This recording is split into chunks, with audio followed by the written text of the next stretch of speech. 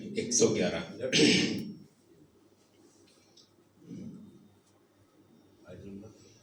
آیت نمبر 111. ٹھیک ہے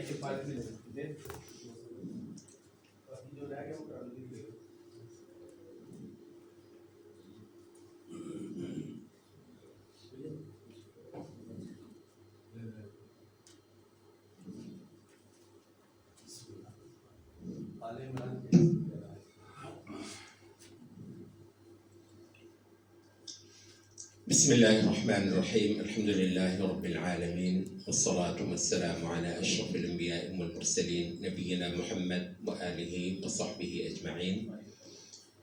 أعوذ بالله من الشيطان الرجيم. لن يضروكم إلا أذى وإن يقاتلوكم يملوكم الأدبار ثم لا ينصرون. ضربت عليهم الذلة أينما ثقفوا إلا بحبل من الله وحبل من الناس وباءوا بغضب من الله وضربت عليهم المسكنة ذلك بأنهم كانوا يكفرون بآيات الله ويقتلون الأنبياء بغير حق ذلك بما عصوا وكانوا يعتدون. لن يضروكم، یہ تمہیں ہرگز نقصان نہیں پہنچائے، تمہارا ہرگز کچھ نہ بگاڑیں گے. ضر یضر، کسی کا کچھ بگاڑ لینا، یہ ہرگز تمہارا کچھ نہ بگاڑ پائیں گے. الا، مگر، اذن، کچھ ستا لینا. اذا یؤذی، آذا یؤذی. اذا اردو میں بھی ہم اذیت کا لفظ بولتے ہیں، تو اذیت کا مطلب کسی کو تکلیف دینا، ستانا. لن یضروکم الا اذا، یہ تمہارا کچھ نہیں بگاڑ پائیں گے سوائے کچھ ستا لینے کے. وَإِن، اور اگر، یقاتلو، جنگ کریں، لڑائی کریں، کم، تم سے. قتل یقتلو، قتل کرنا، قاتل یقاتلو، لڑائی کرنا. یقاتلو، لڑائی کریں، کم، تم سے. یبلو، تو یہ پھیر دیں گے، کم، تمہاری طرف کو، الادبارا، اپنی پیٹھیں. ادبار دبر کی جمع ہے. دبر آدمی کا پچھواڑا، آدمی کے پچھلا حصہ، تو اس کی جمع ادبار. بلا یبلی، یہ لفظ ہم بسا اوقات اس کے مادے کو خاصا بیان کرتے ہیں. ولی یلی کا مطلب ہوتا ہے قریب ہونا، کسی کی طرف کو ہونا. ولی یلی، اچھا، یہ ولایت، ولی یہی ہے کہ قربت ہونا، کسی کا ساتھی ہونا. اس کے لیے بھی ولا بولتے ہیں کہ مسلمان ایک دوسرے کے ولی ہیں. المؤمنون والمؤمنات بعضهم اولیاء بعض. اچھا، ولی یلی. اس کے بعد یہ ولا یولی، کسی کی طرف کو کر دینا، تو رخ کرنے کو یا کسی کی طرف کرنے کو ولا یولی بولتے ہیں. اچھا، لیکن اس کے بعد دو صلے آتے ہیں عربی میں ولا یولی کے بعد. اگر تو ہو الا، تو اس کا مطلب ہوتا ہے کہ کسی کی طرف کو رخ کرنا. ولا یبلی، کسی کی طرف کو قربت کرنا یا کسی کی طرف کو رخ کرنا. اچھا، البتہ کسی وقت اس سے الٹ صلہ آتا ہے، وہ ہے عن. ولا عنی، تو میری طرف سے پھر جاؤ. تو یہ عربی میں بہت الفاظ ایسے ہیں کہ یہ صلہ آئے تو یہ معنی ہوگا، اگر صلہ اور آ جائے تو اسی لفظ کا معنی اس سے بالکل الٹ ہو جائے گا.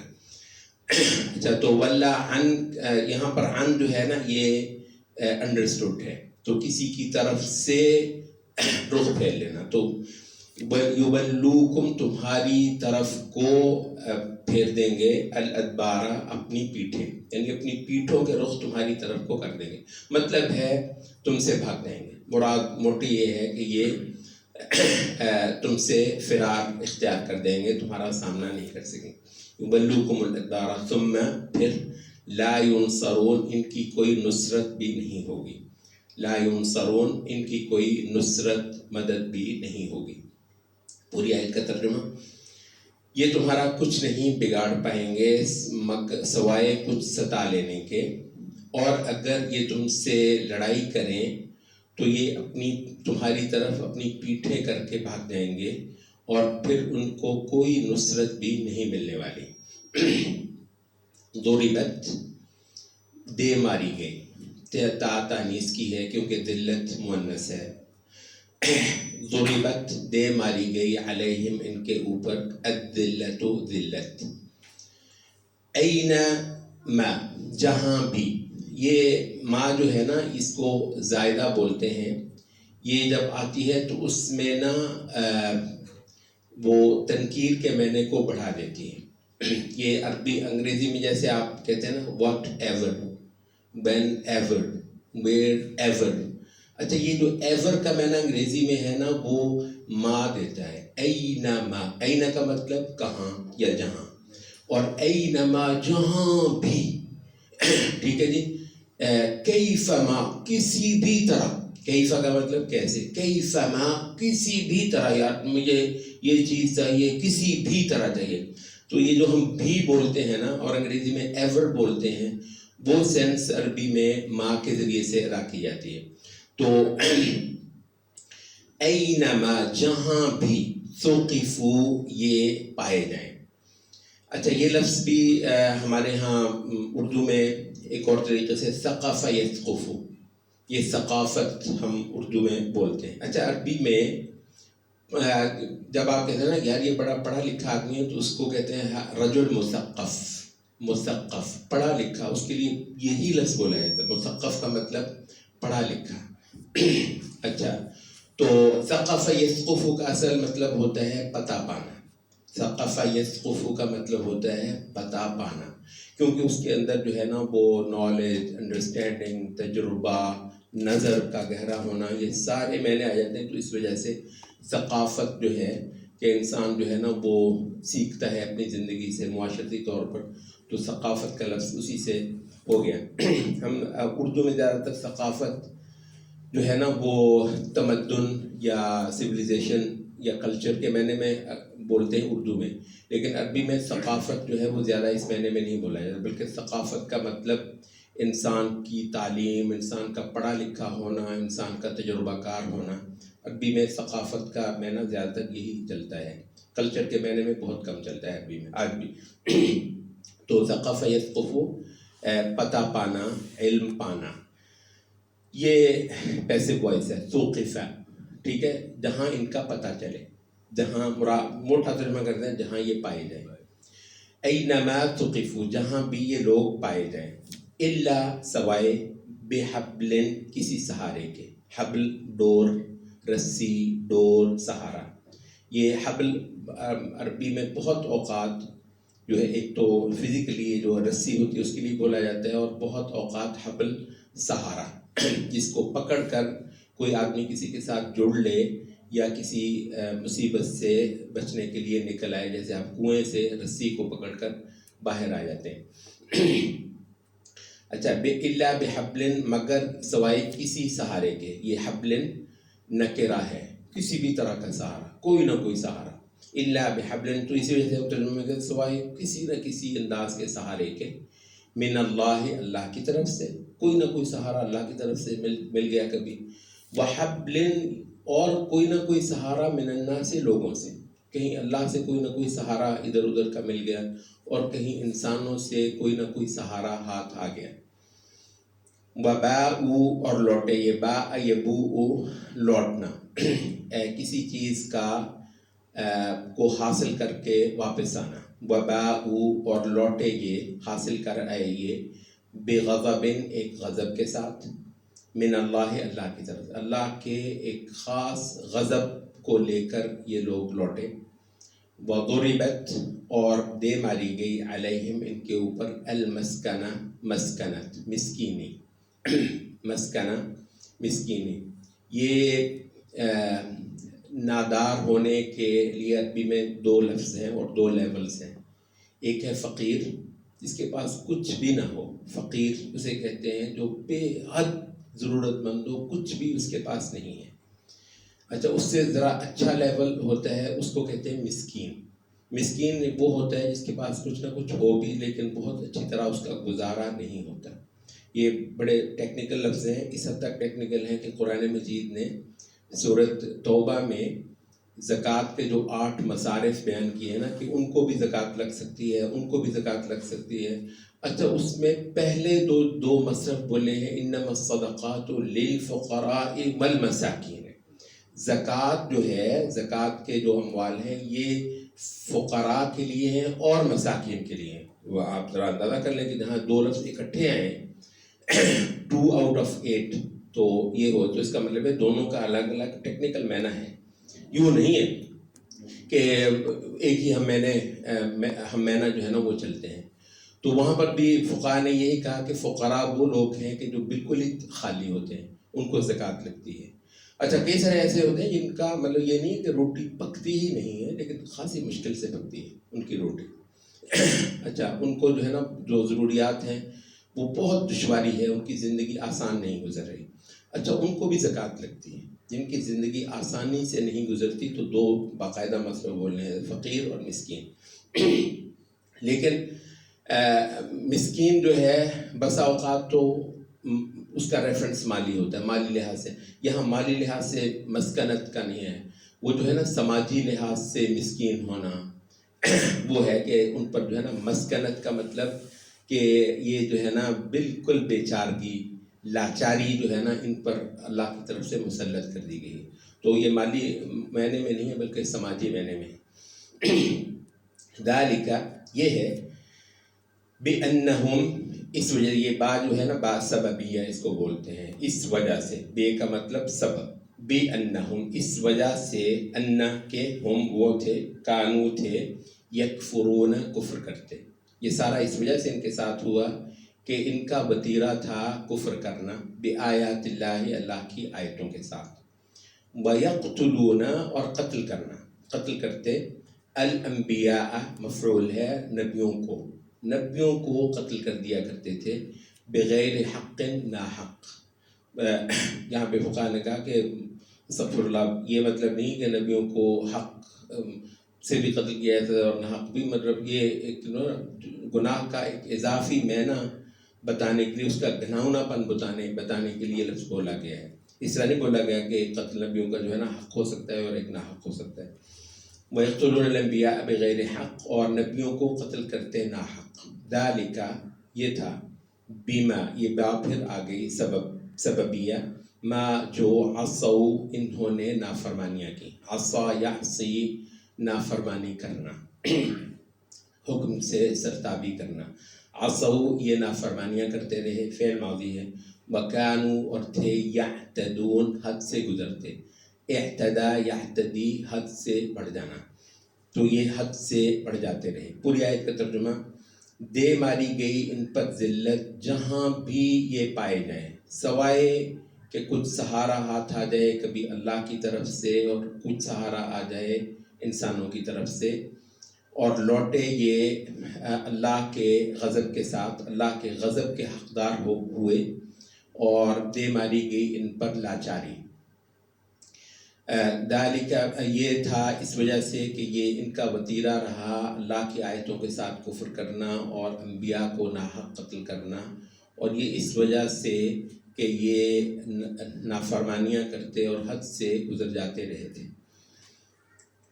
اچھا یہ بیان جو ہے پچھلی آیت کن کے بارے میں ہو رہا ہے؟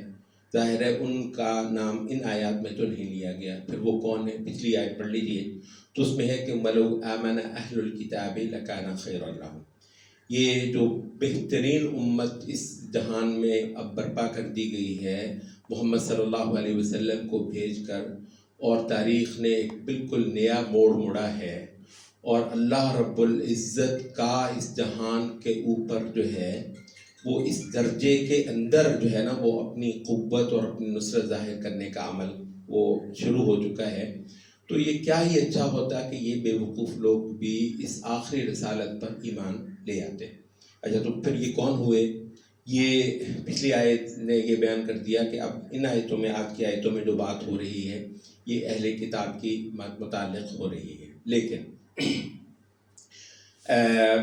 اس میں جو قرائن ہیں وہ یہ ہے کہ یہاں پر اہل کتاب بھی تمام اہل کتاب کے بارے میں نہیں ہو رہی. بلکہ آج کی ان آیات نے واضح کر دیا کہ اہل کتاب میں سے بھی ایک گروہ جو ہے وہ ان کے بارے میں ہے، اور وہ ہے یہود کا گروہ۔ تو یہ اہل کتاب ہیں، اور پھر اہل کتاب میں سے یہود کے بارے میں یہ کلام ہو رہا ہے۔ اچھا، اس کے ایک قرائن تو یہاں پر موجود ہیں، اور اس کا بڑا جو ہے وہ پیچھے شروع میں جو آیت گزری تھی، آپ کو یاد ہوگا، یہ دوسرے رکوع میں قُلْ لِلَّذِينَ كَفَرُوا سَتُغْلَبُونَ وَتُحْشَرُونَ إِلَىٰ جَهَنَّمَ، وہاں پر ہم نے یہ کہا تھا کہ مدینے کے اندر جو یہودی قبائل تھے بدر کے بعد، انہوں نے کوئی بڑ ماری تھی کہ محمد صلی اللہ علیہ وسلم کو کوئی وہم ہو گیا ہے، یہ قریش کے ساتھ ایک جنگ کیا جیت لی، تو اس کو یہ ہو گیا کہ یہ تو پتہ نہیں ہر کسی کو ہی جو ہے نا وہ شکست دے سکتا ہے، اس کا پالا پڑا نہیں ہے مردوں کے ساتھ، اس کو پتہ چل جائے گا جب یہ ہمارے ساتھ جو ہے نا وہ ہوگا۔ تو ان کو کہا گیا کہ تم بھی آ جانا، قُلْ لِلَّذِينَ كَفَرُوا سَتُغْلَبُونَ، ان کافروں کو کہہ دو تم بھی مغلوب ہی ہوگے، وَتُحْشَرُونَ إِلَىٰ جَهَنَّمَ، اور اکٹھے کر کے تمہارا حشر جہنم میں ہی ہوگا۔ تو اس وجہ سے اچھا مزید قرینہ یہ ہے کہ جب تک یہ آیات اتری ہیں سورۃ آل عمران کی، اس وقت تک نصارہ کے ساتھ مسلمانوں کی کوئی لڑائی کا عمل ابھی شروع نہیں ہوا تھا۔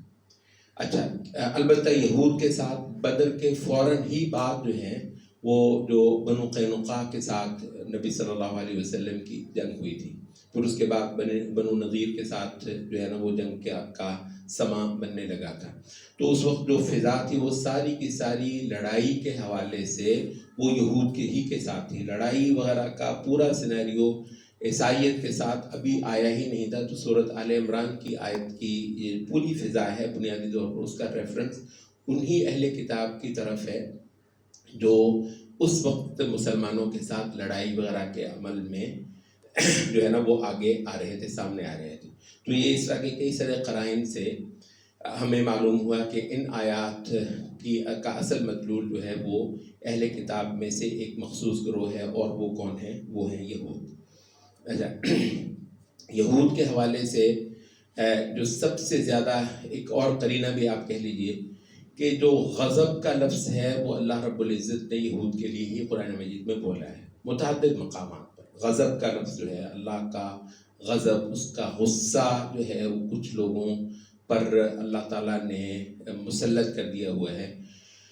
ایک تو سورۃ فاتحہ میں بہت واضح تفسیر حدیث میں جو آئی ہے عدی ابن حاتم رضی اللہ عنہ سے کہ غیر المغضوب علیہم ولا الضالین، عدی ابن حاتم تائی کے بیٹے کہتے ہیں کہ جب میں نبی صلی اللہ علیہ وسلم کے پاس حاضر ہوئے کہ بہن ان کو قائل کر کے لے کے آئیں، تو کہتے ہیں میں نبی صلی اللہ علیہ وسلم کے پاس حضرت نبی صلی اللہ علیہ وسلم نے سورۃ فاتحہ پڑھی اور پھر فرمانے لگے کہ المغضوب علیہم ہم الیہود، یہ جو مغضوب علیہم کا لفظ آیا ہے فاتحہ میں یہ یہودی ہیں، والضالون ہم النصارى، جو ضالین ہیں وہ نصارہ ہیں۔ اس وجہ سے جہاں نصارہ کا ذکر آئے گا وہاں گمراہی کا، ضلال کا، بھٹکے ہوئے، علم سے دور اور جہالتوں میں ڈوبے ہوئے، اپنی طرف سے ٹامکٹوئیاں مارنے والے، یہ اس طرح کے الفاظ نصارہ کے لیے قرآن مجید میں استعمال ہوتے ہیں، اور جان بوجھ کر پورے علم کے ساتھ نبی کو، قرآن کو اس طریقے سے جانتے جیسے یہ اپنے بیٹوں کو پہچانتے ہیں، پھر جو ہے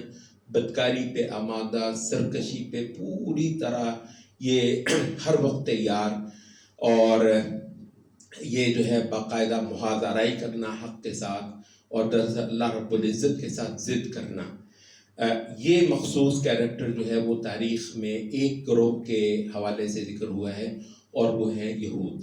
اچھا، انبیاء کے ساتھ ان کا بہت زیادہ انٹریکشن ہوا، مطلب یہ نصارہ جو ہیں انہوں نے اپنی زندگی میں جس ایک نبی کو دیکھا وہ عیسیٰ علیہ السلام ہے۔ اچھا، پھر عیسیٰ علیہ السلام بھی وہ اول کے تو تھے ہی تھوڑے سے جو عیسیٰ علیہ السلام پر ایمان لائے تھے، عیسیٰ علیہ السلام کو اللہ تعالیٰ نے آسمان پر اٹھا لیا۔ اچھا، تو اس کے بعد جو ہے وہ انبیاء کا سلسلہ تو ایسا ہے ہی نہیں، جو نصارہ کی جو ایک بڑی تعداد عیسائیت میں آئی، دین عیسیٰ کو جیسا کیسا قبول کیا، تو وہ جو سینیریو کہ انبیاء موجود ہیں اور ان کے ساتھ یہ بکواس کرتے ہیں، بدتمیزیاں کرتے ہیں، سرکشی کرتے ہیں، انبیاء کی تحقیر کرتے ہیں، اور حتیٰ کہ کسی وقت ان کے گریبان پکڑ لیتے ہیں، ان کو قتل تک چلے جاتے ہیں، تو یہ پورا کریکٹر جو ہے وہ عیسائیوں پر نہیں لاگو ہوتا. تو عیسائیوں کا یہی ہے کہ ان کو زیادہ عقیدت چڑھی ہوتی ہے. بالکل ایک اور کیریکٹر کہ عقیدت ہی اتنی چڑھی ہوئی ہے کہ وہ خبیث نبیوں کا خون کرتے ہیں، یہ نبیوں کو خدائی کے منصب پر بیٹھاتے ہیں. تو مطلب کیریکٹر تو بالکل مختلف ہے نا. تو اس میں ایک عقیدت، ایک وابستگی، ایک تعظیم کا معنی پایا جاتا ہے، لیکن وہ اس حد تک ہے کہ وہ شرک تک پہنچ جاتا ہے، تو وہ کہانی ایک الگ ہے. تو یہ بہت ساری باتیں جو ہم نے کی وہ اس وجہ سے کہ معلوم ہو جائے کہ بنیادی طور پر ان آیات کا اصل محل جو ہے وہ یہود ہے. اچھا، اب اس پر دو تین باتیں جو ہیں وہ اس آیت میں ہیں، اور ان آیات کے حوالے سے ایک بہت بڑا سوال بھی اٹھ رہا ہے اس وقت، کیونکہ اس وقت یہ ان دنوں میں تو آپ خاص طور پر یہ غزہ وغیرہ میں جو سن رہے ہیں یہودی ہیں نا، یہ بدکار، تو یہ سارا جو اور مسلمانوں کی ایسی بے بسی کہ مطلب رو لیں تو کچھ نہیں ہوتا، نہ روئیں تو کچھ فرق نہیں پڑتا، یعنی دل نکل جاتا ہے اور کوئی دور تک امید کی کوئی کرن جو ہے وہ نظر نہیں آتی ہے. اچھا، تو اس حوالے سے، اور یہ سلسلہ ٹھیک ہے جب اس طرح کے ہو جاتے ہیں جس طرح پچھلے ہفتے 1.5 ہفتے سے چل رہا ہے تو ظاہر ہے زیادہ ہوتا ہے، ورنہ ہم ویسے تو یہ ہے کہ پچھلے 70 سال سے 75 سال سے یہ سلسلہ چل رہا ہے، اور یہ مسلسل یہ سوال بھی اٹھ رہے ہیں. مودودی صاحب نے بھی اس سوال کے جو ہے نا وہ جوابات دیے ہیں، اور بھی کئی سارے وہ لوگ جنہوں نے قرآن مجید کی تفسیر کی ہے اور اپنے زمانے کے حالات اور واقعات کو تفسیر کے ساتھ جو ہے نا ریلیٹ کیا ہے. اور اصل تو یہی ہے کہ ورنہ تو تفسیر قرآن مجید کی ہو گئی شروع میں، تبریریں کر دی ہے، آپ نے کیا کرنا ہے. تو بنیادی طور پر تو جو تفسیری عمل جس کو کہتے ہیں وہ تفسیر، ہم نے بہت بار کہا اس وقت جو بھی کوئی تفسیر کرتا ہے نا، دھڑا دھڑ آج بھی تفسیریں لکھی جا رہی ہیں اور تفسیری سیشنز بھی جو ہے نا وہ ہوتے ہیں. اچھا، لوگوں کو خیال ہوتا ہے کہ یہ سب تفسیر کریں، ابھی ہم بیٹھے ہیں تو آپ کو یہ لگے گا شاید میں تفسیر کر رہا ہوں، جو ٹیکنیکل معنی میں ہے یہ تفسیر نہیں ہے. وہ تفسیر ہو گئی ہے، بار بار کیا ہونی ہے، وہ ایک کلام ہے، بالکل ایک متعین کلام ہے. اس کے جو کوئی ایسے حصے ہیں جو انسان کو سمجھنے کی ضرورت ہے تو وہ صحابہ، تابعین، تبع تابعین وغیرہ نے تفسیر کر دی ہے. وہ معاملہ نمٹ گیا ہے، نئے لکھنے کی کوئی گنجائش نہیں. بنیادی طور پر جن لوگوں نے تفسیر کی ہے وہ ٹیکنیکل معنی سے ہٹ کر تفسیر ہے، اس کو ہم ایسے ہی تفسیر کہہ لیتے ہیں. یہ بنیادی طور پر یہ تفسیر نہیں، اس کو توضیح کہہ لیں. یہ تو ہماری جو اس وقت کوئی سیشن چل رہا ہے، بہت ساروں نے جو پچھلے 100-150 سال میں بر صغیر میں تفسیریں لکھی ہیں، تو یا تو انہوں نے جو وہ پہلی چیزیں ہیں انہی کو ریپیٹ کیا ہے، اور کتنا ریپیٹ کریں گے آپ کو بہت زیادہ اس کا کچھ فائدہ نہیں ہے. اصل یہ ہے کہ آپ قرآن مجید کے اس بیان کو اپنے زمانے کے ساتھ جوڑیں. یہ البتہ کام ہر زمانے میں ضروری ہوگا، ہر زمانے میں ضروری ہوگا. تو یہ وجہ ہے جو ہم کہتے ہیں ٹھیک ہے تفہیم القرآن میں کئی ساری جھول بھی ہوں گے، بالکل ہوں گے، ٹیکنیکل معنوں میں بہت سارے جھول تفہیم القرآن میں آپ کو مل جائیں گے. لیکن یہ کہ تفہیم القرآن کا جو ایک کنٹریبیوشن ہے وہ یہ ہے کہ اس نے سوسائٹی کے ساتھ جوڑا ہے. اچھا، یہ کسی بر صغیر میں شاید ہی کسی کے حصے میں آیا ہو یہ کہ اس نے قرآن مجید کو معاشرے کے ساتھ جوڑا. قرآن مجید معاشرے کے لیے آیا ہے. قرآن مجید جو ہے وہ پرانے انبیاء کا ذکر بھی کرتا ہے، تو اس میں بہت سارا کچھ ہوتا ہے کہ وہ اپنے ارد گرد کے حالات اور واقعات کے ساتھ آپ کو جوڑ رہا ہوتا ہے. تو قرآن مجید تو ایک عمل کی کتاب ہے، قرآن مجید تو سوسائٹی کو ہدایت دینے کی کتاب ہے.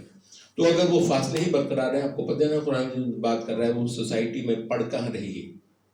ٹھیک ہے، تو اس وجہ سے تو یہ جو ہے نا اپنے زمانے، حالات، واقعات کے ساتھ بعض اہل تفسیر نے بہت اچھے جو ہے نا وہ جوڑے ہیں. تو اس حوالے سے ہم کہہ رہے ہیں کہ ان سوالات کے جوابات جو ہے نا بہت سارے ان اہل تفسیر نے پچھلے 70-80 سال سے دینے کی کوشش کی ہے، جن سے یہ سوال ہوا کہ حضرت آپ یہ قرآن مجید میں ہمیں یہ آیتیں پڑھ کر سناتے ہیں، ترجمے کرتے ہیں کہ ان کا تو یہ حشر ہے، ادھر ہم دیکھتے ہیں کہ تو چڑھے پھرتے ہیں اور ان کا تو کوئی حل نہیں امت مسلمہ کے پاس نہیں ہے. تو اس حوالے سے جو ہے وہ کچھ وضاحتیں جو ہے نا وہ ضروری ہیں، اور شاید ہمارے آج کے سیشن میں بھی کچھ بات ہم اسی پر ہی کریں گے. جو موٹی باتیں یہاں پر ہیں وہ یہ ہے کہ ایک تو یہ اہل اسلام کا کچھ نہیں بگاڑے گا. مطلب بے شک ہمیں وہ ابہام کچھ ہو رہے ہیں کچھ صورتحال کو دیکھنے کے حوالے سے، اگر جو قرآن کا بیان ہے اور جس پر بہرحال اپنی جگہ ایمان ہی ضروری ہے، تو وہ یہی ہے کہ ایک تو یہ یہودی بات یہودیوں کی ہو رہی ہے. یہودی لوگ جو ہیں یہ مسلمانوں کا کچھ نہیں بگاڑ پائیں گے. اچھا، اور دوسرا یہ ہے کہ اگر سوائے یہ ہے کہ ستائیں گے بہت، الا اذن، سوائے ستا لینے کے، ستائیں گے تم کو باقاعدہ. اچھا، ایک بات دوسری یہ ہے کہ لڑائی کی اگر نوبت آئے، اگر یہ لڑائی تم سے کریں تو یہ پیٹ پر کر بھیجیں گے. تو پھر یہ ہے کہ ان کی نصرت مطلب ہے اللہ کی طرف سے، ایسا نہیں ہے کہ اللہ کبھی بھی مسلمانوں کے مقابلے پر ان کی نصرت کرنے والا ہے. تو یہ 3 باتیں ہو گئیں. اس کے بعد جو اگلی آیت میں وہ یہ ہے کہ ایک تسلسل کے ساتھ ایک ذلت کے، اللہ کے در سے یہ ذلت اور جو ہے نا حقارت اور یہ مسکینی، لاچاری، بیچارگی جو ہے نا، ان کے اوپر اللہ کی طرف سے ان پر مسلط ہوئی ہے. اچھا، بیچ میں البتہ ایک بات، الا بحبل من اللہ، اس کا مطلب یہ ہے کہ کہیں کہیں، اب یہی وہ بات ہے کہ قرآن مجید کا بیان پورا ہے، کہیں کہیں ایسا ہوگا کہ اللہ ان کو کچھ موقع دے گا. الا بحبل من اللہ، کہیں کہیں خدا کچھ سہارا. اچھا، حبلن جو ہے یہ نکرہ ہے کسی انداز کا، کوئی بہت متعین نہیں ہے، کوئی نہ کوئی صورت ایسی نکل آئے گی کہ اللہ تعالیٰ ان کو کچھ چھوٹ دے گا. وحبل من الناس، اور کہیں کہیں ان کو انسانوں سے بھی کچھ سہارے میسر آ جاتے رہیں گے. تو اس چیز کو بھی آپ نوٹ کر لیجیے. تو قرآن مجید نے جو بات کی ایک ہی مقام پر کیا، اس کو تو پورا لے لیں. مطلب یہ ہے نا، پہلا جو ہے نا وہ آپ اسی پہ ہو گئی، وہ یہ ہے کہ کہیں کہیں ان کو کچھ چھوٹ اور کچھ موقع اور کچھ ڈھیل وغیرہ جو ہے نا اللہ کی طرف سے بھی مل جائے گی، اور انسانوں کی طرف سے بھی کچھ ایسا بندوبست ان کے لیے ہو جاتا رہے گا. اس کے باوجود ہے ان پر اللہ تعالیٰ کا غضب، اور ایک تسلسل کے ساتھ ایک مسکینی اور بیچارگی ان پر اللہ کی طرف سے طاری کر ہی رکھی گئی ہے. اچھا، یہ ہو گیا. اب آخری بات جو ہے وہ یہ ہے کہ ان کا ایک تاریخی کردار یہاں پر، کہ ایسا جو ہے کسی کے ساتھ اللہ رب العزت معاملہ کرے. دنیا میں کافر قومیں تھوڑی، اتنی کافر قومیں ہیں.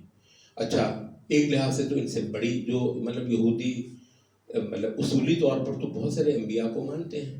اللہ تعالیٰ سوائے انجیل کے اور سوائے قرآن مجید کے، اس سے پہلے کے جتنے صحیفے آسمان سے اترے ہیں، ایک اصولی معنی میں ان ساروں پر ایمان رکھتے ہیں. حتیٰ کہ یہ جو اس وقت جو بائبل ہے، بائبل کا اولڈ ٹیسٹامنٹ یہودی مانتے ہیں اس کو، اور جو نیو ٹیسٹامنٹ ہے اس کو عیسائی مانتے ہیں. وہ عیسائی نیو ٹیسٹامنٹ کو بھی مانتے ہیں، اولڈ ٹیسٹامنٹ کو بھی مانتے ہیں. نیو ٹیسٹامنٹ وہ ہے جو عیسیٰ علیہ السلام اور ان کے حواریوں کے جو ہے نا وہ دیے ہوئے صحیفے ہیں، وہ نیو ٹیسٹامنٹ ہے. تو وہ تو عیسیٰ علیہ السلام ہی سے متعلق ہو گئے. تو عیسیٰ علیہ السلام سے پہلے کے جو انبیاء ہیں غالباً کوئی 53 کے لگ بھگ، مجھے ایگزیکٹ تعداد یاد نہیں ہے، کوئی 53 کے لگ بھگ انبیاء کے صحیفے اولڈ ٹیسٹامنٹ کا حصہ ہیں. اور ان میں سے بہت سارے عین وہی انبیاء ہیں جن کا نام قرآن مجید میں ذکر ہوا ہے. فلاں نبی کا صحیفہ، فلاں نبی کا صحیفہ، فلاں نبی کا صحیفہ، تورات کے علاوہ. تو وہ اولڈ، تو مطلب یہ کہ ایک ایسی قوم ہے جو اللہ کے بہت سارے نبیوں کو تو مانتی ہے، اور ابراہیم علیہ السلام کا تو نام جپتی ہے ہر وقت، بلکہ کہتے ہیں ابراہیم کی اولاد تو ہیں ہی ہم، اور ابراہیم کے وارث بھی ہم ہی ہیں. تاکہ قرآن بھی نے ان کا ظلم جو ہے نا وہ دور کیا کہ ما کان ابراہیم یہودیا ولا نصرانیا ولکن کان حنیفا مسلما. اچھا، تو بھی اللہ کو بھی مانتے ہیں، انبیاء کو بھی بہت بڑی تعداد کو مانتے ہیں، اور نبوت کو بطور اصول تو مانتے ہی. اب دنیا میں کہاں قومیں ایسی ہیں جو نبوت کو بطور اصول مانتے ہیں. تو یہ سارا کچھ کرنے کے باوجود اللہ انہی کا ذکر اس طرح کر رہا ہے، اتنی اور قومیں کافر پڑی ہوئی ہیں. تو اس کی وجہ یہ اس کا یہ تاریخی کردار ہے. یہ تاریخی کردار البتہ زمین میں کسی قوم کا نہیں ہے سوائے اس کے، یہودیوں کا. وہ کیا ہے؟ یکفرون بآیات اللہ، اللہ کی آیتوں کے ساتھ کفر کرنا. حقیقت یہ ہے کہ یعنی نبی آپ کو آنکھوں سے دیکھنا، آپ ذرا تصور کریں، یعنی دنیا میں میرا خیال ہے کہ سب سے بڑی کسی کوئی خواہش آپ کی ہو سکتی ہو تو وہ یہ ہے کہ کبھی ایسا ہو یار اللہ کا نبی میں دیکھوں، اللہ کا نبی اپنی آنکھوں سے دیکھوں. اور ویسے مطلب حدیث میں بھی آتا ہے، نبی صلی اللہ علیہ وسلم نے کہا کہ میرے بھائی جو میرے بعد آئیں گے، کہا کہ ان میں سے ایک آدمی جو ہے وہ یہ چاہے گا کہ اپنا سارا مال اور اپنے سارا گھر بار دے کر صرف میری ایک جھلک پالے، مجھے ایک بار مجھے دیکھنا، ایسی ان کی خواہش ہوگی. اور انشاءاللہ کچھ نہ کچھ میرا خیال انشاءاللہ ہم اللہ کا شکر ہم سارے ہی کم از کم اس طرح کی جو ہے نا وہ جذبے سے سرشار ہیں کہ کاش خدا کے نبی کو ہم اپنی آنکھوں سے دیکھ سکیں. اچھا یہ نبیوں کو دیکھتے ہیں، صبح و شام دیکھتے ہیں، اور پھر یہ کہ ان کے دل اتنے سخت ہیں کہ وہ جو نبی جو آیتیں پڑھتے ہیں اس کو یہ یوں اڑا کر رکھتے ہیں اور ان کی کوئی قدر ہے جو ہے نا وہ نہیں ہے. کہتے ہیں کہ صحابہ کے کردار کی عظمت کو دیکھنے کا ایک پہلو یہ ہے کہ آپ یہود کی تاریخ کو پڑھیں، جن کو انبیاء کو دیکھنا نصیب ہوا، اور انبیاء کی کیا عزت ہوتی تھی ان یہودیوں کے ہاں، اور نبی کی کیا عزت ہوتی ہے صحابہ کے ہاں. مطلب ایسا زبردست جو ہے نا وہ اطاعت، فرما برداری، قربانی. تو یہی ہے کہ مطلب صحابہ کا یہ جو پہلو ہے اطاعت کا، محبت کا، عقیدت کا، رسول اللہ صلی اللہ علیہ وسلم پہ نچھاور ہونے کا، کوئی ایک بھی آپ کو ملے کہ کہیں صحابہ نے نبی صلی اللہ علیہ وسلم کو بے یار و مددگار چھوڑا. تو اللہ کا شکر ہے مطلب یہ نہیں. تو یہ جو ہے نا ایک بہت ہی گھناؤنا کردار ہے کہ خدا کے نبیوں کو دیکھنے کے باوجود اللہ کی آیتوں کی کوئی حیثیت نہ ہو. یہ درست ہے کہ ہمارے ہاں بہت سارے گناہ ہوتے ہوں گے، ہمارے مسلمانوں میں بہت ساری جرت بھی ہو جاتی ہوگی گناہوں کے اوپر، مگر بات یہ ہے کہ یعنی نبیوں کو انبیاء کو دیکھتے ہوئے قرآن کی آیتیں اپنے سامنے اترتے ماحول میں پھر بھی جو ہے یہ وتیرہ اللہ کا شکر ہے اس امت کو اللہ نے، حتیٰ کہ نصارہ کے حوالے سے بھی یہ بات قرآن مجید نے نہیں کی. تو یہ بہت ہی ڈھیٹ، گندا اور بہت ہی نڈر کردار ہے اللہ کے آگے، اللہ کی آیتوں کے ساتھ کفر کرنا اور انبیاء کو بھی ناحق قتل کرنے تک چلے جانا. حدیث میں ہے نبی صلی اللہ علیہ وسلم نے فرمایا کہ بدترین آدمی وہ ہے جو کسی نبی کو قتل کرے یا نبی اس کو قتل کرے، کیونکہ انبیاء بھی بہت گریز کرتے ہیں. حتیٰ کہ رسول اللہ صلی اللہ علیہ وسلم نے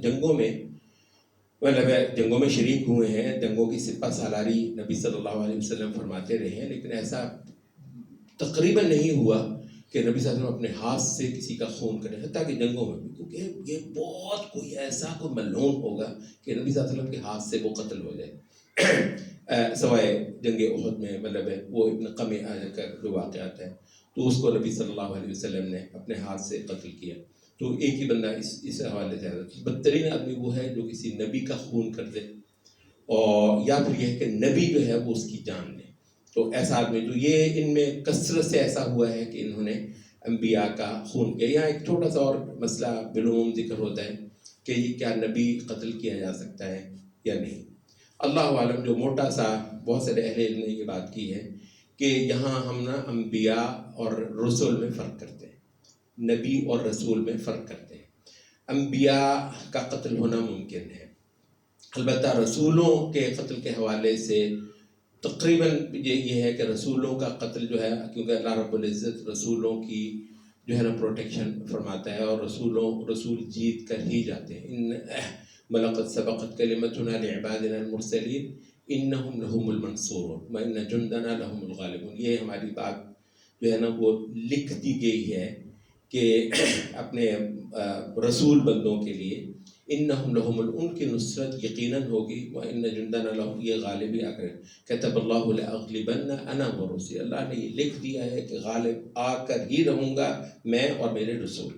تو رسولوں کا غالب ہی آ کر رہنا اور جیت پا کر ہی جانا یہ ضروری ہے. اسی وجہ سے آپ کو بتائیں، ویسے مطلب وہ عیسیٰ علیہ السلام دوبارہ آئیں گے نہیں آئیں گے، ایسے خام خواہ لوگ اس پر بحث کرنے ہیں. اس کا جو ایک اس مسئلے کا جو ریفرنس ہے وہ بڑا اہم ہے، وہ یہ ہے کہ اگر ایسا ہے کہ اللہ نے جو بھی رسول بھیجا، نبیوں کی بات نہیں ہو رہی، جو بھی رسول بھیجا وہ اپنے مخالفوں اور منکروں کو جو ہے نا وہ تباہ اور برباد کر کے ہی گیا، یا اللہ کے کسی عذاب کی صورت میں یا اپنے ہاتھ سے بھی. اگر یہ ہوا ہے، ہود علیہ السلام کا آپ واقعہ پڑھیں، سارے کے سارے کھیت ہو گئے. نوح علیہ السلام کا آپ واقعہ پڑھیں، سب کے سب برباد تباہ ہو گئے.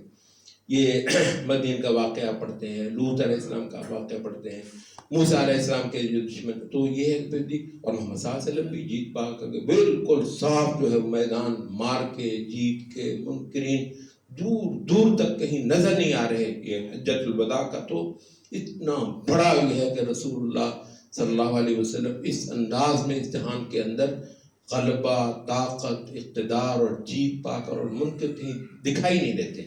تو یہ حیثیت نبی. تو بھی عیسیٰ علیہ السلام کے ساتھ کیا ہوا ہے، یعنی یہ تو چلے کہ جی وہ زندہ اٹھا لیے گئے. اچھا، یہ بہت سارے جو اہل بدعت ہیں وہ تو یہ بھی نہیں نا مانتے کہ عیسیٰ علیہ السلام اٹھا لیے گئے. وہ تو ویسے ہی کہتے ہیں. اچھا اب ایسے مزے کی بات آپ دیکھیں، قانون اتمام حجت بھی نہیں کا ہے، یہ قانون اتمام حجت بھی یہی ہے. اور وہ جی وہ خدائی عدالت زمین پہ لگا دی جاتی ہے اور منکرین کا بہت سیدھا سیدھا صفایا کر دیا جاتا ہے، اور اس کا دین جو ہے نا غلبہ پا کر قلعہ گاڑ کر جو ہے نا وہ جاتا ہے. اچھا وہ قانون اتمام حجت مجریہ سن 1900 اتنے وہ بھی انہی کا جو ہے نا وہ دیا ہوا ہے. اچھا دوسری طرف عیسیٰ علیہ السلام جو ہے نا وہ وفات بھی پا گئے بغیر اس کے، اور اتنی بے چارگی کی حالت میں، معاذ اللہ اتنی بے چارگی کی حالت میں، قسم پرسی کی حالت میں چھپتے چھپاتے وہ رہے ہیں. اور جناب ٹھیک ہے جی، بس اتنا کہتے ہیں کہ وما قتلوہ وما صلبوہ، بس یہ کہ کافر ان کو قتل نہیں کر سکے اور نہ ان کو سولی دے سکیں. یہ تو قرآن کا بیان ہے، ہم بھی مانتے ہیں، ظاہر ہے یہ بھی مانتے ہیں. کہتے ہیں بس اتنا ہی ہوا ہے کہ عیسیٰ علیہ السلام کو قتل نہیں کیا گیا، سولی نہیں، قتل نہیں کر سکے، وہ سولی نہیں دے سکے. لیکن یہ ہے کہ ان کو موت دے کر اللہ تعالیٰ نے بس ان کی میت کو جو ہے نا اوپر اٹھا لیا، تو قصہ ختم. تو جناب وہ جو آپ ہمیں بتا رہے تھے کہ رسول جیت کر جاتا ہے اور قلعہ گاڑ کر جاتا ہے، تو وہ عیسیٰ علیہ السلام یا پھر ان کا رسالت سے بھی معاذ اللہ آپ فارغ کر دیں.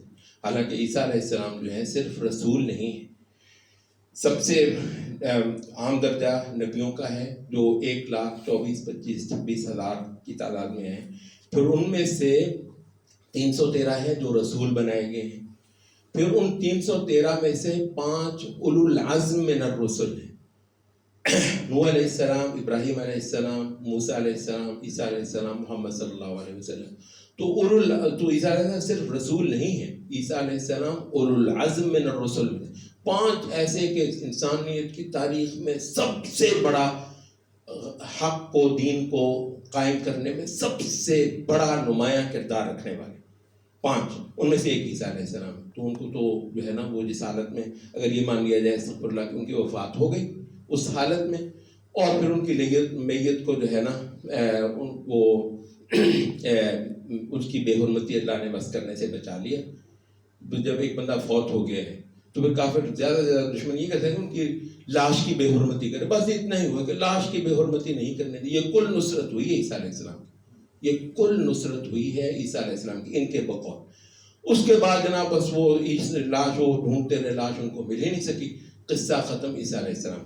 اچھا یہ ایک دوسری طرف، حالانکہ ہم کو قانون اتمام حجت کے حوالے سے بھی اتنا غلو نہیں کرتے ہم اہل سنت جتنا مطلب یہ ایک مخصوص گروہ دبستان جو ہے وہ کر رہا ہے.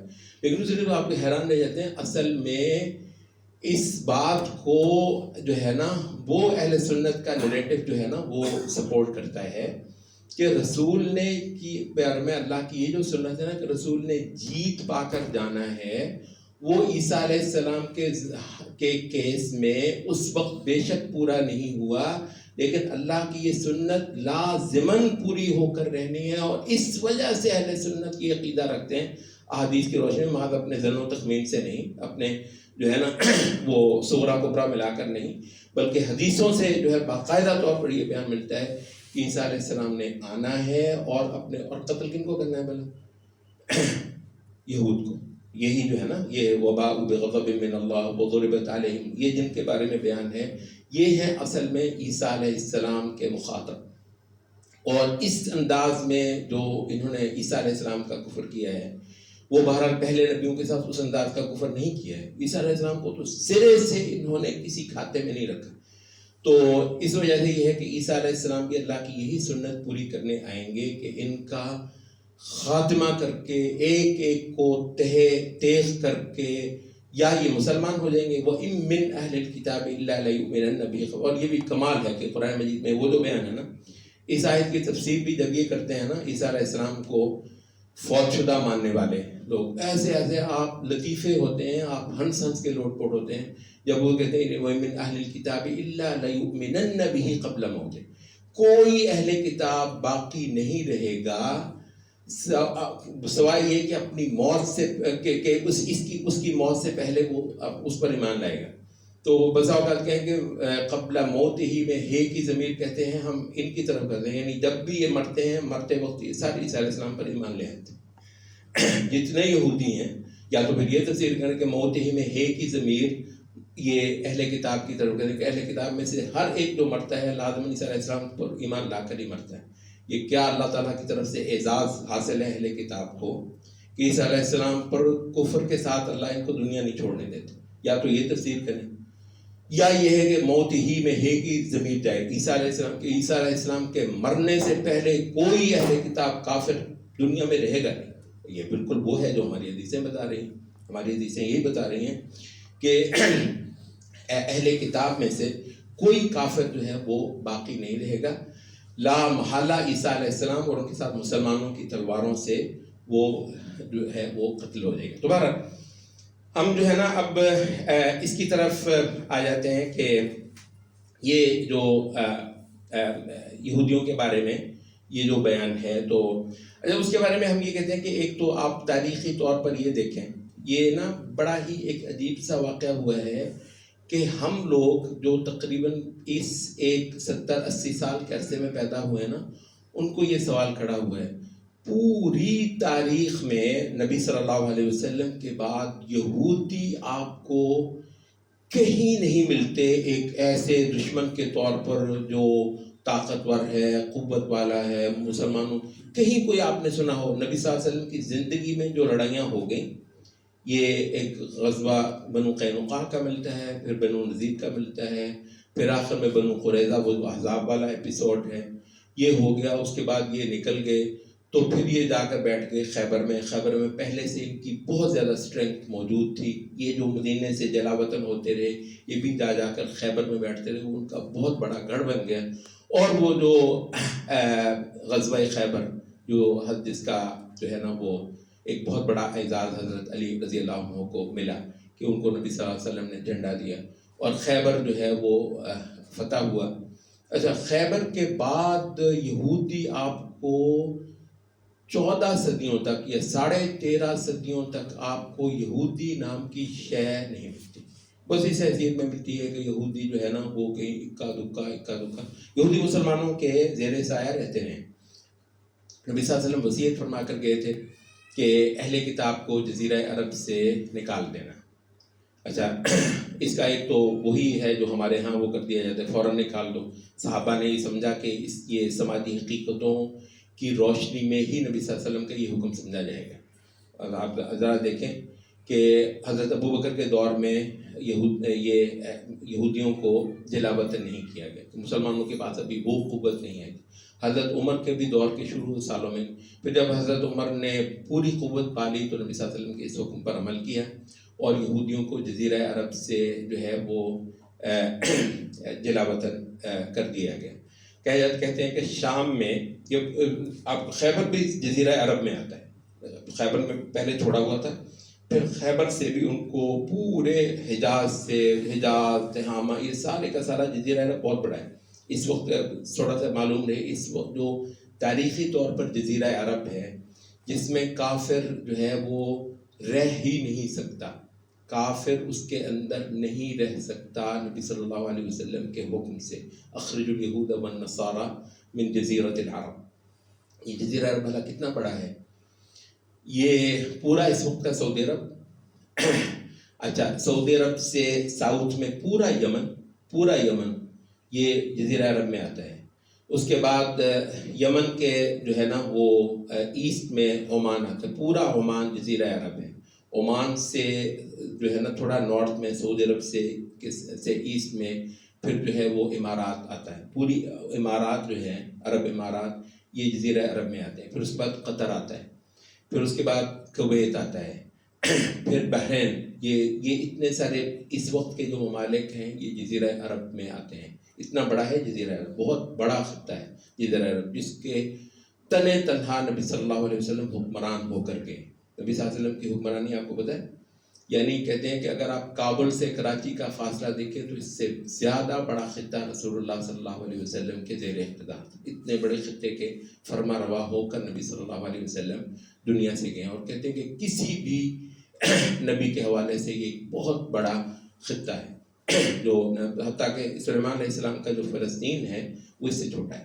سلیمان علیہ السلام جس خطے پر حکمران رہے ہیں وہ اس سے چھوٹا ہے.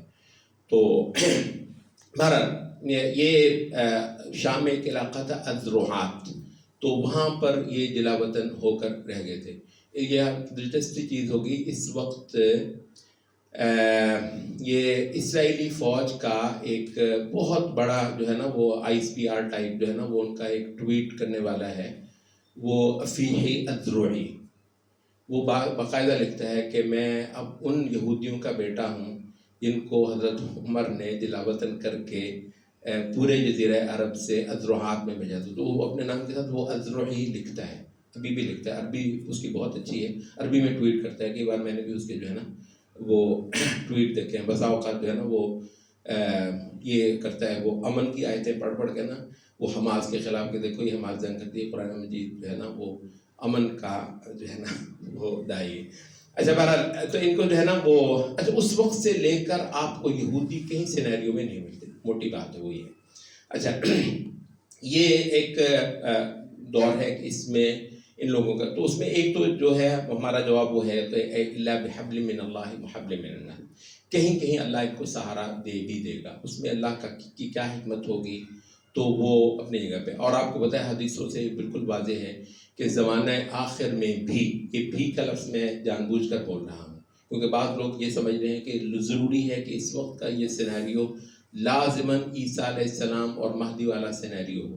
ہم یہ کہتے ہیں اس کی کوئی دلیل نہیں، اس کی کوئی دلیل نہیں، بہت امکان یہ ہے کہ یہ اس پہ مسلمان جو ہیں وہ فتح بھی پا لیں، اس کے بعد بھی اللہ کو جتنا منظور ہو زمانہ گزرے وہ آخری دور کا وہ سینیریو عیسیٰ علیہ السلام والا مہدی والا وہ ہو، اور ہونے کو یہ چلیں، ہو بھی سکتا ہے کہ یہ آج ہی کے دور میں ہو۔ یہ خام خواہ یہ کرنا کہ جی لازماً آپ نے عیسیٰ علیہ السلام کو اسی دور میں ہی جو ہے نا وہ لے کر آنا ہے، اور مہدی کو بھی اسی دور میں نکالنا ہے، اور دجال کو بھی اسی دور میں کرنا ہے، پھر جب وہ نکل نہیں رہا تو آپ پریشان ہوتے ہیں، بے صبرے ہوتے ہیں، دجال کے لیے ایسی ایسی ایکسائٹمنٹ پائی جاتی ہے۔ آپ کو پتہ ہے ایک کتاب کا صرف عنوان سر پکڑ کر آپ کے ایک اتنی بڑی بلغل 500-600 صفحے کی کتاب ایک لکھی گئی ہے، پتہ ہے اس کا عنوان کیا ہے؟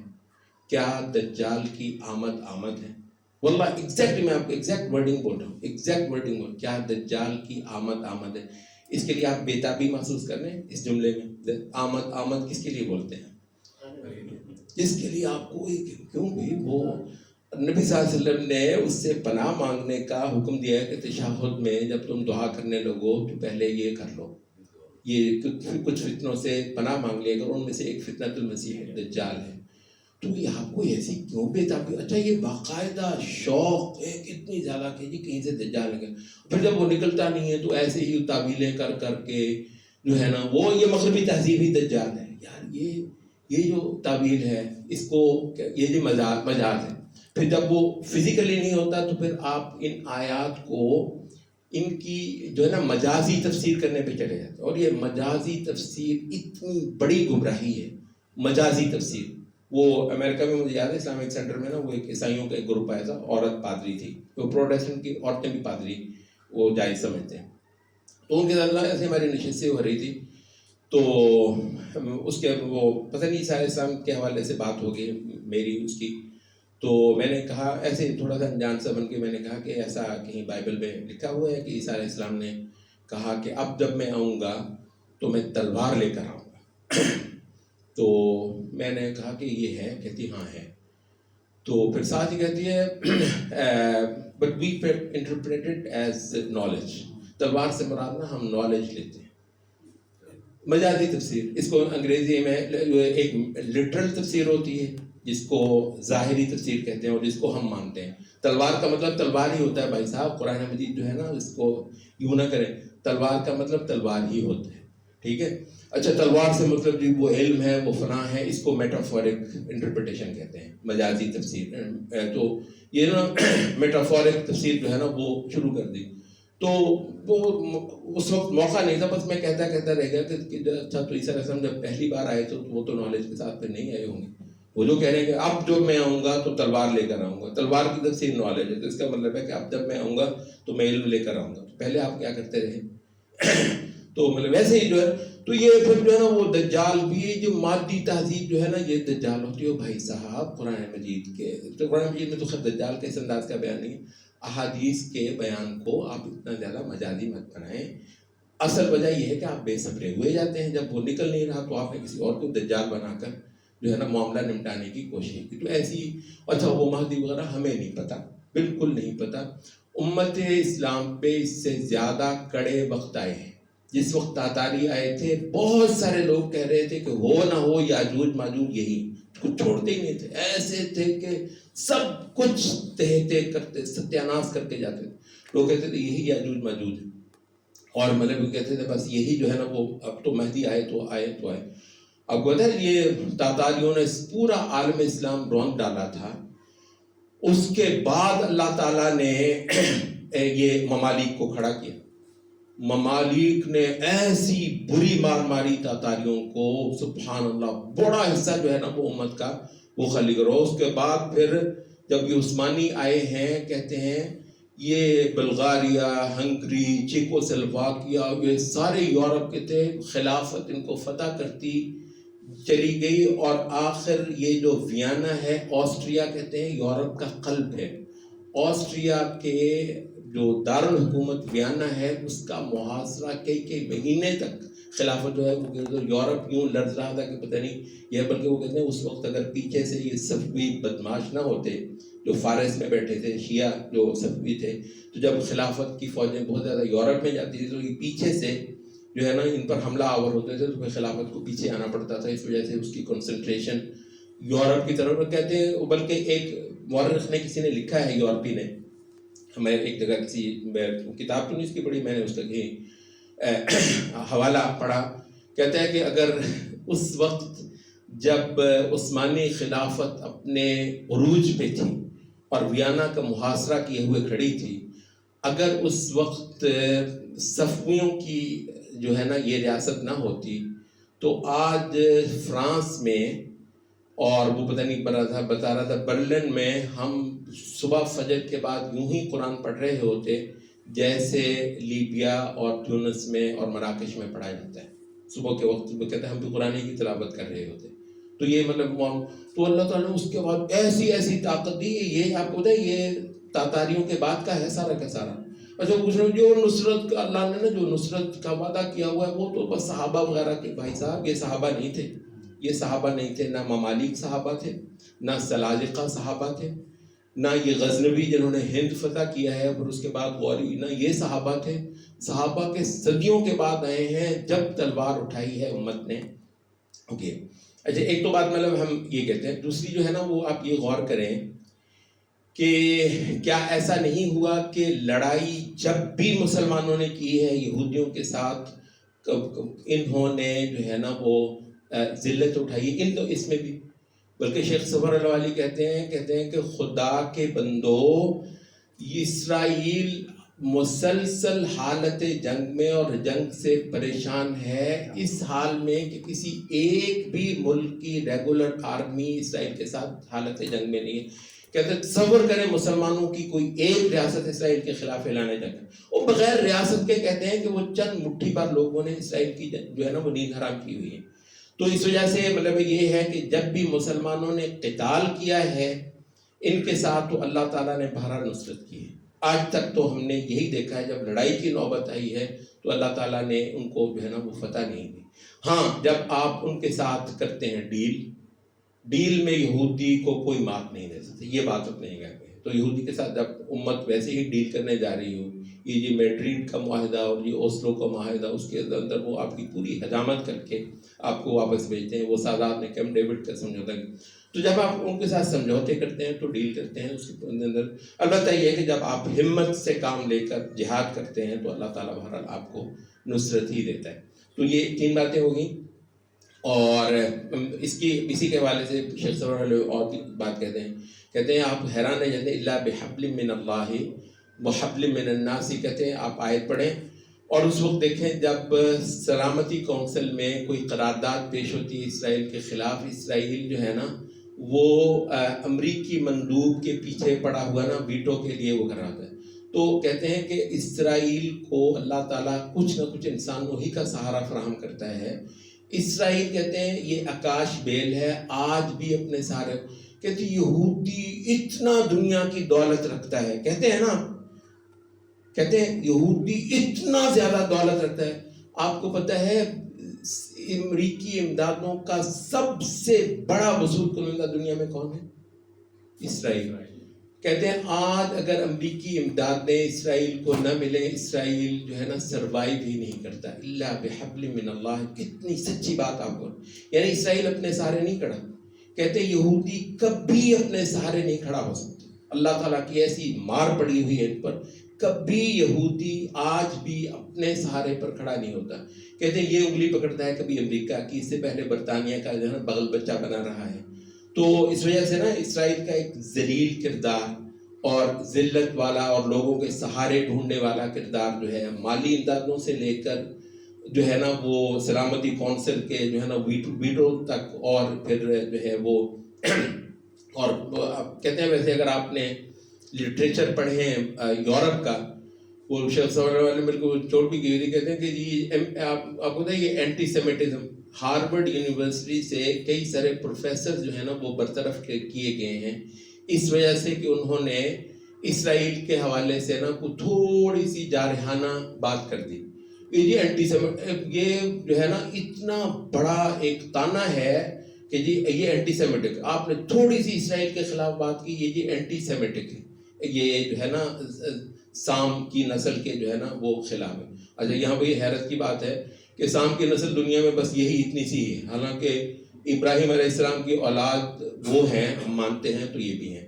تو یہ جو ہے نا ایک بات ہوگی. چوتھی بات جو ہے نا وہ ایک نیا جو ہے نا وہ کچھ لوگوں نے زیادہ ڈیپتھ میں جا کر ایک اور بات کو بھی پوائنٹ آؤٹ کیا ہے، وہ بالعموم ہمارے ہاں نہیں ہوتی. وہ کہتے ہیں یہ بھی ایک بات ہے کہ یہ لوگ جن کے بارے میں قرآن مجید میں یہ بات ہوئی ہے کہ ان پر اللہ تعالیٰ نے ایسی ذلت جو ہے نا وہ طاری کر دی ہوئی ہے، یہ اگر کبھی لڑیں تو یہ مطلب لازماً پیٹھ پھیر کر ہی بھاگ جائیں گے تمہارے مقابلے پر وغیرہ. کہتے ہیں یہ جو بات کی ہوئی، یہ یہودی کون ہے بھلا؟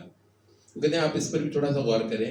بنیادی طور پر یہ یہودی وہ ہیں جو نبی صلی اللہ علیہ وسلم کے زمانے میں کہتے ہیں اس وقت تک جو ہے نا یہودی اصل میں بنی اسرائیل ہی تھے. یہ بات ایک جگہ قرآن میں بہت ساری جگہوں پر بولا بنی اسرائیل کیا ہے اور اس سے مراد یہود ہوتی ہے. تو یہودی آپ کو پتہ ہے ایک نسلی دین ہے. یہودی ایک نسلی دین ہے. ان کے جو اسٹرکٹ لوگ ہیں وہ کہتے ہیں کہ اگر آپ یہودی ماں کی اولاد نہیں ہیں تو آپ یہودی ہو ہی نہیں سکتے. یعنی یہودیت کوئی قبول کرنے کی چیز ہے ہی نہیں. یہودیوں کے، میں یہ تو نہیں کہتا کہ سارے یہودی اس پر متفق ہوں گے، کیونکہ بہت سارے یہودی ہیں جو ہے نا ان کے ہاں بھی ماڈرنسٹ بھی جو ہے نا وہ پیدا ہوئے ہیں، کبھی وہ جو ان کے ہاں ایک ٹپیکل طریقہ تھا تفسیر کا، چھوڑو پرے اس کو. تو یہ ہے، یہ ہم دعویٰ نہیں کرتے کہ تمام یہودی اس پر متفق ہوں، لیکن یہودیوں کے جو سخت فرقے ہیں وہ اس پر بہت زیادہ وہ ہیں. وہ کہتے ہیں کہ یہودیت قبول کرنے کی چیز نہیں ہے. یہودیت تو ایک ابراہیم کے نطفے میں چلی آنے والی ایک چیز ہے. ابراہیم بھی پورا نہیں، ابراہیم کی وہ نسل جو یعقوب کی اولاد سے ہوگی، یہودیت وہی ہے. اچھا تو کہتے ہیں کہ یہ اصل میں وہ یہودی ہیں جو بنی اسرائیل کے یہودی ہیں. اچھا یہاں پر وہ کہتے ہیں کہ تھوڑا سا اس وقت جو یہودی ہیں ان کی ڈیموگرافی پر آپ اگر کبھی نظر ڈالیں، ویسے اگر آپ موٹا سے بھی کبھی تھوڑا سا گوگل بھی کریں تو وہ آپ کو بتاتے ہیں کہ یہودی اس وقت جو ہے نا دو بڑے طبقوں پر مشتمل ہیں. ایک یہودی وہ کہتے ہیں کہ سفارڈم ان کو کہتے ہیں یہودی، اور ایک یہودی اشکنازی کہتے ہیں. اشکنازی وہ یہودی ہیں جن کی جو ہے نا وہ نسلی پس منظر یورپ کا ہے. نیلی آنکھیں، سنہرے بال اور بہت گوری چمڑی. آپ کو پتہ ہے یہ جو بنی اسرائیل ہیں یہ تو عربوں کے کزن ہیں نا. عربوں کی رنگت آپ نے دیکھی ہے، بہت سفید نہیں ہوتی، گوری تو نہیں ہوتی. تو ہمارے جیسے بعض اوقات ہم سے بھی زیادہ یا ہم سے کبھی گندمی ٹائپ ان کے رنگ ہوتے ہیں. اچھا ان کی آنکھیں بھی جیسے عرب ہوتے ہیں تو وہی ہوتی ہیں. یہ جو نیلی آنکھیں اور سنہرے بال یہ تو یعقوب علیہ السلام کے نہیں. اچھا کہتے ہیں یہ وہ ہیں، ان کو پولش جیوز بھی کہتے ہیں، پولینڈ کے یہودی. اور کہتے ہیں پولینڈ میں یہ بنیادی طور پر جو ہے نا یہ خزر ہے، خزیرین جو ہے نا کیسپین سی میں بیٹھے ہوئے قبائل کسی زمانے میں یہ یہودی ہوئے. اور یہ جو ہیں کہتے ہیں کہ تقریباً کیا کہنا چاہیے کوئی 8ویں 9ویں جو ہے نا وہ صدی میں ہوئے ہیں، 20ویں صدی. ہمارے اسلامی لحاظ سے کوئی 3ری 4تھی صدی جو ہے نا تقریباً خلافت عباسیہ کا جب زمانہ تھا، تو کیسپین سی پر بیٹھی ہوئی کچھ قومیں جو گوری تھیں، جن کے بال سنہرے تھے، آنکھیں جو ہے نا وہ نیلی تھیں، یہ نیلی آنکھوں والے جو قومیں ہیں، اب اس میں ہمارے پاس وقت نہیں ہے کہ ہم اس کی ڈیٹیل میں جائیں. یہ خزارینز ان کو بولتے ہیں، یا کیسپین علاقے کے جوز بولتے ہیں. یہ بحر خزر ہے نا، یہ اس کو کیسپین سی بھی کہتے ہیں. تو کہتے ہیں یہ لوگ جو ہے نا پھر وہ رفتہ رفتہ نارتھ کی طرف گئے، تو پھر آخر میں پولینڈ میں یہ آباد ہو گئے. تو اس وجہ سے ان کو پولش جیوز بھی کہتے ہیں. اور ان کے لیے جو بڑا لفظ چلتا ہے وہ ہے اشکنازی جیوز. اشکنازی جیوز کے جو بولتے ہیں، اس وقت کے جو یہودی ہیں 80% سے زیادہ اشکنازی جیوز ہیں، اور لیس دین 20% جیوز جو ہے نا اس وقت کے یہودیوں میں سے وہ سفارڈم. سفارڈم ان یہودیوں کو کہتے ہیں جو پیچھے سے پرانے جو ہے نا وہ چلے آتے ہیں. ایک لحاظ سے ہم یہ کہہ لیں گے بنی اسرائیل. تو یہودیوں میں بنی اسرائیل 20% سے کم ہے.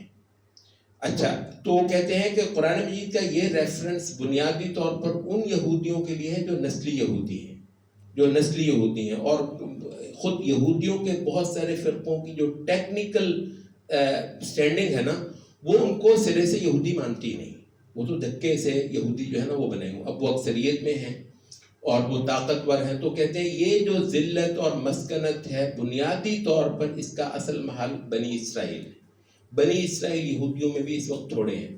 کہتے ہیں آج تک ان کا نہ وزیر اعظم کوئی بنا ہے، آج اسرائیل میں نہ ان کا کوئی وزیر اعظم بنا ہے، نہ ان کا کوئی صدر بنا ہے. شاید کوئی ایک آدھ کو وزیر بنا ہو سو بنا ہو، اور یہودیوں میں بھی وہ ذلیل ہی ہیں. تو کہتے ہیں اس لحاظ سے بھی قرآن مجید کا یہ بیان جو ہے مطلب ہے اس پہلو سے آپ دیکھیں تو وہ یہودی تو خود یہودیوں کے اندر بھی وہ باءوا بغضب من اللہ وضربت علیہم المسکنہ. تو وہ جو ہے تو کہتے ہیں کہ جو اشکنازی جیوز ہیں وہ تو ٹیکنیکلی یہودی ہی نہیں ہیں، تو اس وجہ سے وہ اس کا محل کیسے ہو سکتے ہیں؟ وہ ایک دوسری قوم ہے، اور اس کے حوالے سے قرآن مجید کا بیان جو ہے سرے سے متعلقہ ہی نہیں. تو یہ بھی ایک انٹرپریٹیشن بہرحال ضرور ہے. میں نہیں یہ دعویٰ کر رہا کہ واحد صحیح تفسیر یہی ہے، لیکن ایک پہلو بہرحال اس کا ہے ضرور کہ قرآن مجید نے جن لوگوں کے بارے میں کیا ہے ان کو تو آج بھی کوئی قوت اور تمکنت بہرحال حاصل نہیں ہے. یہ ایک اور قوم ہے، کہنے کو وہ یہودی ہیں لیکن بنی اسرائیل تو وہ بالکل نہیں ہیں. اور یہ آیت اصلاً بنی اسرائیلی کے بارے میں بات کر رہی ہے. سبحانک اللہم و بحمدک.